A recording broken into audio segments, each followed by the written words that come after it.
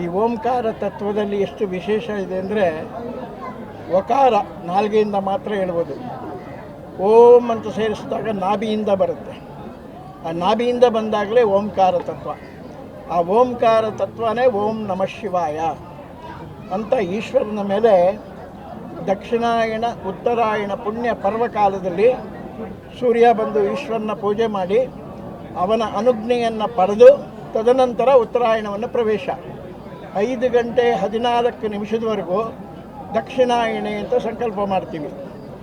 5 ಗಂಟೆ 19 ನಿಮಿಷದಿಂದ ಉತ್ತರಾಯಣ ಅಂತ ಸಂಕಲ್ಪ ಮಾಡ್ತೀವಿ.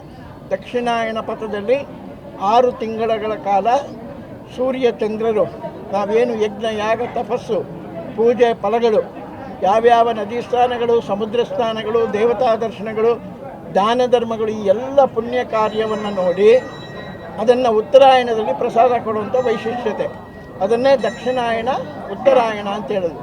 ಆ ಉತ್ತರಾಯಣ ಪ್ರವೇಶ ಮಾಡೋ ಸೂರ್ಯ ಭಗವಂತ ಸ್ವಾಮಿಯನ್ನು ದರ್ಶನ ಮಾಡಿ ಸೂರ್ಯ ಚಂದ್ರಾಗ್ನಿ ನೇತ್ರಾಗಿ ನಮಃ.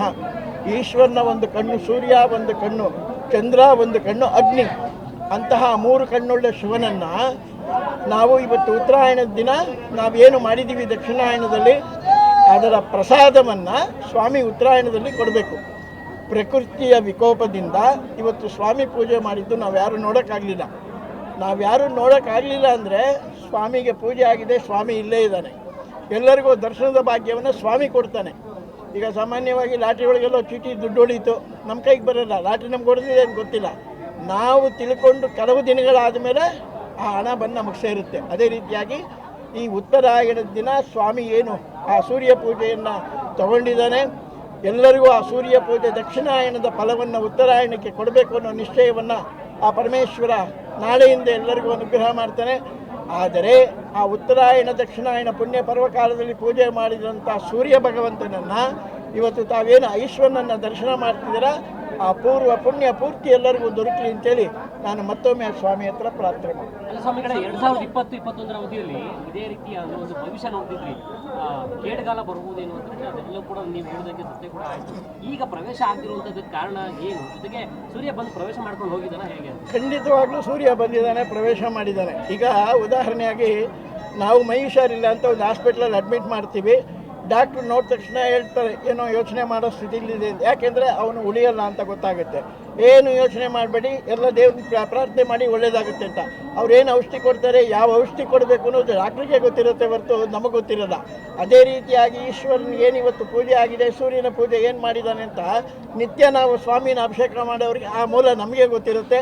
ಆ ಒಂದು ಉದ್ದೇಶದಿಂದ ಹೇಳ್ತಾ ಇದ್ದೀನಿ, ಸೂರ್ಯನ ಪೂಜೆ ನಡೆದಿದೆ, ಈಶ್ವರನ ಅನುಗ್ರಹ ನಾಳೆಯಿಂದ ಎಲ್ಲರಿಗೂ ಸಿಗುತ್ತೆ. ಅಂದರೆ ಈ ವರ್ಷದಲ್ಲಿ ಸೂರ್ಯ ಶಿವಲಿಂಗದ ಮೇಲೆ ಎಷ್ಟು ಹೊತ್ತು ಕಾಲ ನಿಂತಿದ್ದ ಅದು ನಮಗೆ ಕಾಣಿಸ್ತಿಲ್ಲ. ಅದು ಪ್ರಕೃತಿಯ ವಿಕೋಪದಿಂದ.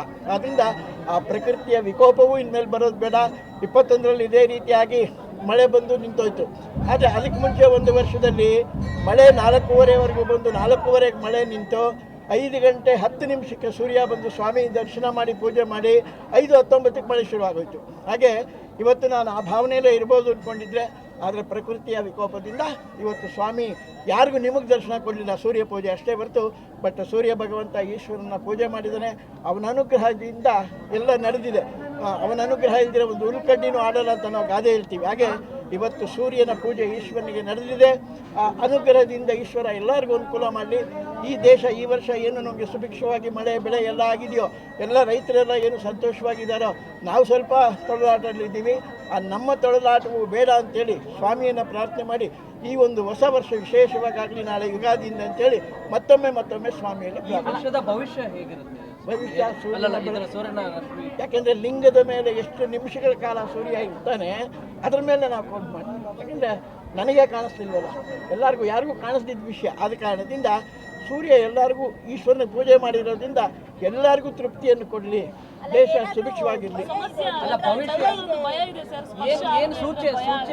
ಅಲ್ಲ, ಅಂತಹ ಭಯ ಯಾವುದೂ ಇಲ್ಲ. ಯಾಕೆಂದರೆ ಮಧ್ಯಾಹ್ನ 2 ಗಂಟೆವರೆಗೂ ಬೆಳಕಿತ್ತು, ಬಿಸಿಲಿತ್ತು. ಈಗಿಲ್ಲ. ಅದು ಪ್ರಕೃತಿಯ ವಿಕೋಪ. ಪ್ರಕೃತಿಯನ್ನು ನಾವು ದೂಷಿಸೋಕ್ಕಾಗಲ್ಲ.